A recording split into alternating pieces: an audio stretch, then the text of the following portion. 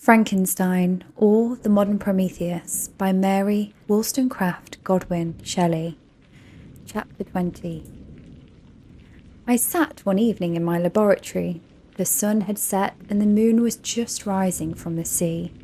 I had not sufficient light for my employment, and I remained idle, in a pause of consideration of whether I should leave my labour for the night, or hasten its conclusion by an unremitting attention to it.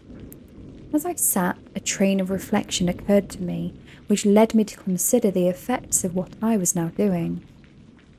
3 years before, I was engaged in the same manner and had created a fiend whose unparalleled barbarity had desolated my heart and filled it forever with the bitterest remorse. I was now about to form another being of whose dispositions I was like. She might become 10,000 times more malignant than her mate and delight for its own sake in murder and wretchedness. He had sworn to quit the neighbourhood of man and hide himself in deserts, but she had not, and she, who was in all probability about to become a thinking and reasoning animal, might refuse to comply with a compact made before her creation. They might even hate each other. The creature who already lived loathed his own deformity, and might he not conceive a greater abhorrence for it when it became before his eyes in the female form? She might also turn with disgust from him to the superior beauty of man. She might quit him, and he be alone again, exasperated by the fresh provocation of being deserted by one of his own species.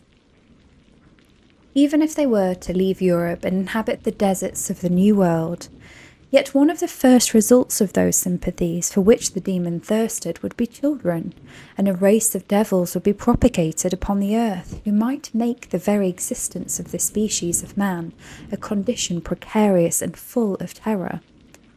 Had I right, for my own benefit, to inflict this curse upon everlasting generations? I had before been moved by the sophisms of the being I had created. I had been struck senseless by his fiendish threats, but for now, for the first time, the wickedness of my promise burst upon me. I shuddered to think that future ages might curse me as their pest, whose selfishness had not hesitated to buy its own peace at the price, perhaps, of the existence of the whole human race. I trembled and my heart failed within me, when, on looking up, I saw by the light of the moon the demon at the casement.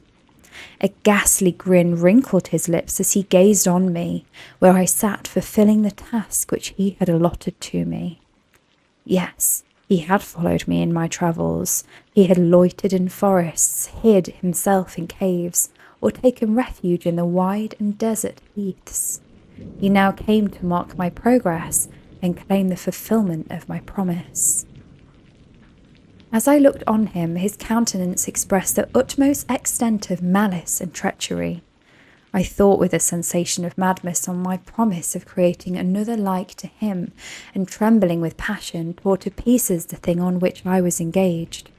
The wretch saw me destroy the creature on whose future existence he depended for his happiness, and with a howl of devilish despair and revenge, withdrew.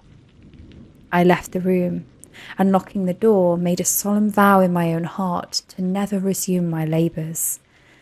And then, with trembling steps, I sought my own apartment. I was alone.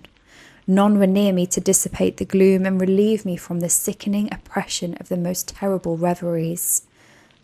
Several hours passed, and I remained near my window gazing on the sea. It was almost motionless, for the winds were hushed, and the nature reposed under the eye of the quiet moon. A few fishing vessels alone specked the water, and now and then the gentle breeze wafted the sound of voices as the fishermen called to one another. I felt the silence, although I was hardly conscious of its extreme profundity, until my ear was suddenly arrested by the paddling of oars near the shore, and a person landed close to my house. In a few minutes after, I heard the creaking of my door, as if someone endeavoured to open it softly. I trembled from head to foot. I felt a presentiment of who it was, and wished to rouse one of the peasants who dwelt in the cottage not far from mine, but I was overcome by the sensation of helplessness, so often felt in frightful dreams, when you in vain endeavour to fly from impeding danger, and was rooted to the spot. Presently, I heard the sound of footsteps along the passage. The door opened, and the wretch whom I had dreaded appeared. Shutting the door, he approached me and said in a smothered voice, "You have destroyed the work which you began. What is it you intend? Do you dare to break your promise? I have endured toil and misery. I left Switzerland with you. I crept along the shores of the Rhine, among its willow islands and over the summits of its hills. I have dwelt many months in the heaths of England and among the deserts of Scotland. I have endured incalculable fatigue and cold and hunger. Do you dare destroy my hopes? Begone! I do break my promise. Never will I create another like yourself, equal in deformity and wickedness. Slave, I before reasoned with you, but you have proved yourself unworthy of my condescension. Remember that I have power. You believe yourself miserable, but I can make you so wretched that the light of day will be hateful to you. You are my creator, but I am your master. Obey. The hour of my irresolution is past, and the period of your power is arrived. Your threats cannot move me to do an act of wickedness, but they confirm me in determination of not creating you a companion in vice. Shall I, in cold blood, set loose upon the earth a demon whose delight is in death and wretchedness? Begone! I am firm, and your words will only exasperate my rage. The monster saw determination in my face and gnashed his teeth in the impotence of anger. Shall each man, cried he, find a wife for his bosom, and shall each beast have his mate, and I be alone? I had feelings of affection, and they were requited by detestation and scorn. Man, you may hate, but beware. Your hours will pass in dread and misery, and soon the bolt will fall for which must ravage from you and your happiness forever. Are you to be happy while I grovel in the intensity of my wretchedness? You can blast my other passions, but revenge remains. Revenge henceforth dearer than light or food. I may die, but first you, my tyrant and tormentor, shall curse the sun that gazes on your misery.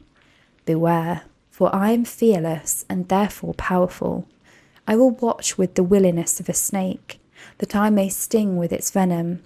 Man, you shall repent of the injuries you inflict. Devil, cease, and do not poison the air with these sounds of malice. I have declared my resolution to you, and I am no coward to bend beneath words. Leave me. I am inexorable. It is well, I go, but remember, I shall be with you on your wedding night. I started forward and exclaimed, Villain, before you sign my death warrant, be sure that you are yourself safe. I would have seized him, but he eluded me and quitted the house with precipitation. In a few moments I saw him in his boat, which shot across the waters with an arrowy swiftness and was soon lost amidst the waves. All was again silent, but his words rang in my ears. I burned with rage to pursue the murderer of my peace and precipitate him into the ocean. I walked up and down my room hastily and perturbed, while my imagination conjured up 1,000 images to torment and sting me.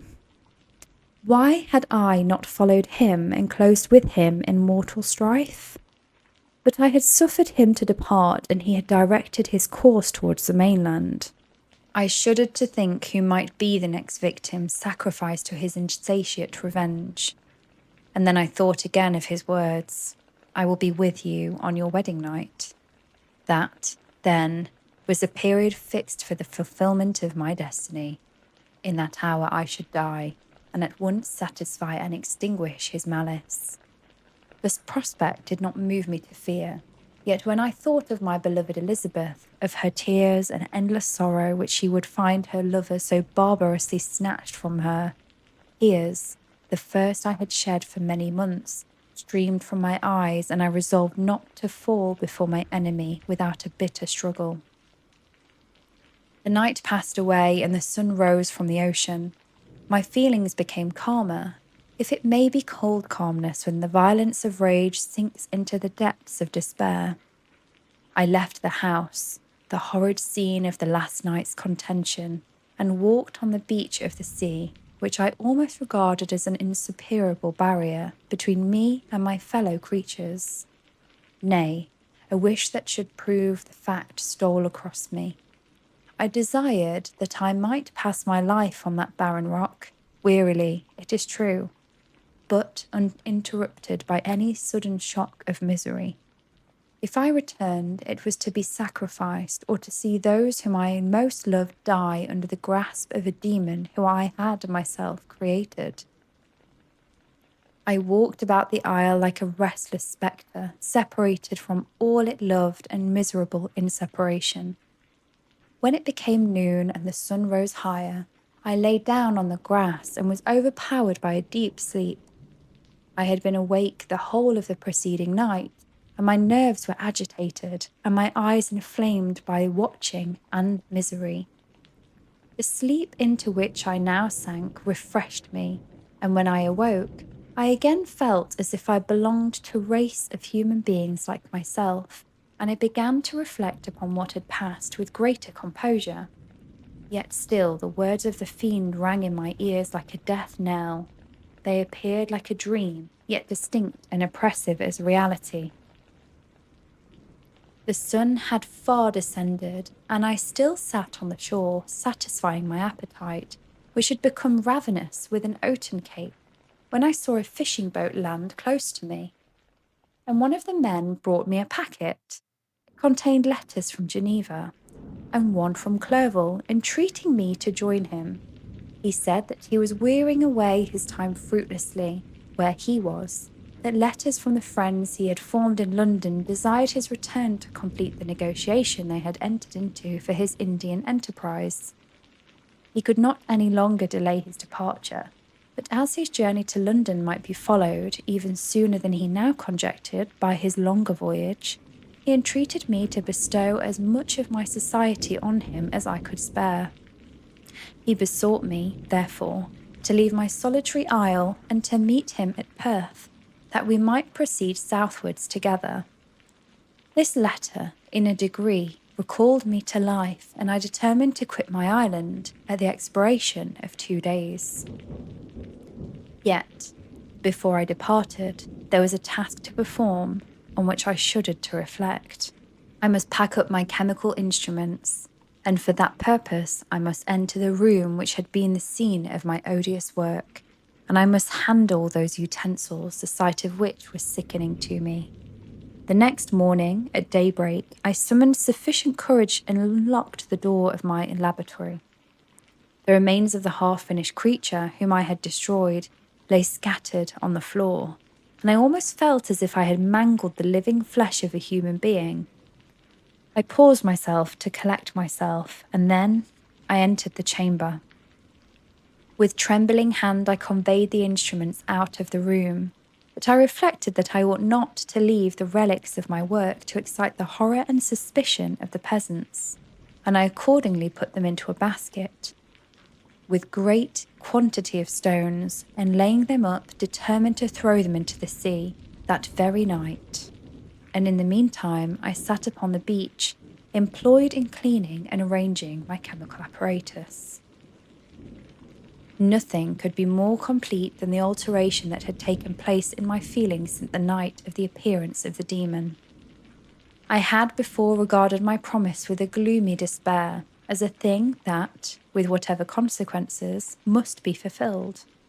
But I now felt as if a film had been taken from before my eyes, and that I, for the first time, saw clearly. The idea of renewing my labours did not, for one instant, occur to me. The threat I had heard weighed on my thoughts, but I did not reflect that a voluntary act of mine could avert it. I had resolved in my own mind that to create another like the fiend I had first made would be an act of the basest and most atrocious selfishness, and I had banished from my mind every thought that could lead to a different conclusion. Between 2 and 3 in the morning, the moon rose, and I then, putting my basket aboard the little skiff, sailed out about 4 miles from the shore. The scene was perfectly solitary. A few boats were returning towards land, but I sailed away from them. I felt as if I was about to the commission of a dreadful crime, and avoided with shuddering anxiety any encounter with my fellow creatures. At one time, the moon, which had before been clear, was suddenly overspread by a thick cloud, and I took advantage of the moment of darkness and cast my basket into the sea. I listened to the gurgling sound as it sank, and then sailed away from the spot. The sky became clouded, but the air was pure, although chilled by the northeast breeze that was then rising. But it refreshed me and filled me with such agreeable sensations that I resolved to prolong my stay on the water, and fixing the rudder in a direct position, stretched myself at the bottom of the boat. Clouds hid the moon, everything was obscure, and I heard only the sound of the boat at its keel cut through the waves. The murmur lulled me, and in a short time I slept soundly. I do not know how long I remained in this situation, but when I awoke, I found that the sun had already mounted considerably. The wind was high, and the waves continually threatened the safety of my little skiff. I found that the wind was northeast and must have driven me far from the coast from which I had embarked. I endeavoured to change my course, but quickly found that if I again made the attempt, the boat would instantly be filled with water. Thus, situated, my only resource was to drive before the wind. I confess that I felt a few sensations of terror. I had no compass with me, and was so slenderly acquainted with the geography of this part of the world that the sun was of little benefit to me. I might be driven into the wide Atlantic and feel all the tortures of starvation, or be swallowed up in the immeasurable waters that roared and buffeted around me. I had already been out many hours and felt the torment of a burning thirst, a prelude to my other sufferings. I looked on the heavens, which were covered by clouds that flew before the wind, only to be replaced by others. I looked up in the sea. It was to be my grave. "Fiend," I exclaimed, "your task is already fulfilled." I thought of Elizabeth, of my father, and of Clerval, all left behind, on whom the monster might satisfy his sanguinary and merciless passions. This idea plunged me into a reverie so despairing and frightful that even now, when the scene is on the point of closing before me forever, I shudder to reflect on it. Some hours passed thus, but by degrees, as the sun declined towards the horizon, the wind died away into a gentle breeze, and the sea became free from breakers. But these gave place to a heavy swell. I felt sick and hardly able to hold the rudder, when suddenly I saw a line of high land towards the south. Almost spent, as I was, by fatigue and the dreadful suspense I endured for several hours, this sudden certainty of life rushed like a flood of warm joy to my heart, and tears gushed from my eyes. How mutable are our feelings! How strange is that clinging love we have for life, even in the excess of misery! I constructed another sail with a part of my dress, and eagerly steered my course towards land. It had a wild and rocky appearance, but as I approached nearer, I easily perceived traces of cultivation. I saw vessels near the shore, and found myself suddenly transported back to the neighbourhood of civilized man. I carefully traced the windings of the land and hailed a steeple which at length saw issuing from behind a small promontory. As I was in a state of extreme debility, I resolved to sail directly towards the town, as a place where I could most easily procure nourishment. Fortunately, I had money with me, As I turned the promontory, I perceived a small, neat town and a good harbour, which I entered, my heart bounding with joy at my unexpected escape. As I was occupied in fixing the boat and arranging the sails, several people crowded towards the spot. They seemed much surprised at my appearance, but insisted of offering me any assistance. Whispered together with gestures that at other time might have produced in me a slight sensation of alarm. As it was, I merely remarked that they spoke English, and I therefore addressed them in that language. "My good friends," said I, "will you be so kind as to tell me the name of this town and inform me where I am?" "You will know that soon enough," replied a man with a hoarse voice. "Maybe you are come to a place that will not prove much to your taste, but you will not be consulted as to your quarters, I promise you." I was exceedingly surprised on receiving so rude an answer from a stranger, and I was also disconcerted on perceiving the frowning and angry countenances of his companions. "Why do you answer me so roughly?" I replied. "Surely it is not the custom of Englishmen to receive strangers so inhospitably." "I do not know," said the man, "what the custom of the English may be, but it is the custom of the Irish to hate villains." While this strange dialogue continued, I perceived the crowd rapidly increase. Their faces expressed a mixture of curiosity and anger, which annoyed and in some degree alarmed me. I inquired the way to the inn, but no one replied. I then moved forward, and a murmuring sound arose from the crowd as they followed around and surrounded me. When an ill-looking man approaching tapped me on the shoulder and said, "Come, sir, you must follow me to Mr. Curwen's to give an account of yourself." "Who is Mr. Curwen? Why am I to give an account of myself? Is this not a free country?" "Aye, sir, free enough for honest folks. Mr. Curwen is a magistrate, and you are to give an account of the death of a gentleman who was found murdered here last night." This answer startled me, but I presently recovered myself. I was innocent. That could easily be proved. Accordingly, I followed my conductor in silence and was led to one of the best houses in the town. I was ready to sink from fatigue and hunger, but being surrounded by a crowd, I thought it politic to rouse all my strength that no physical debility might be construed into apprehension or conscious guilt. Little did I then expect the calamity that was in a few moments to overwhelm me and extinguish in horror and despair all fear of ignominy or death. I must pause here, for it requires all my fortitude to recall the memory of the frightful events which I am about to relate in proper detail to my recollection.